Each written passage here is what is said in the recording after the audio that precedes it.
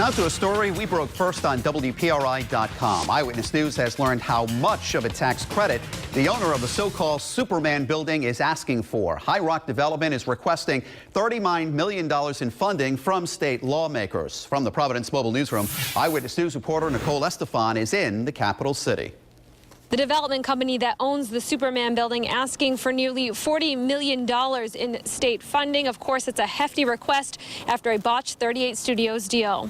A supersized building that needs some supersized funding to renovate. The longtime Fleet Bank building now stands empty, but High Rock Development wants to change that. Just the vast and sheer size of this building requires so much money to rehab it. Its age, $12 million alone just to repair the exterior of the building. To help renovate this space, they are asking the state for $39 million, a big number, especially when you take into account the financial scars left behind by 38 Studios. We understand the political environment that we're walking in and this post-38 hangover that we're all experiencing. But we're not responsible for 38. Spokesman Bill Fisher says the rehab will bring much-needed jobs to the area, but the mayor tells us he isn't convinced the investment is worth the payoff. You have to be very careful as to how you invest tax credits like this.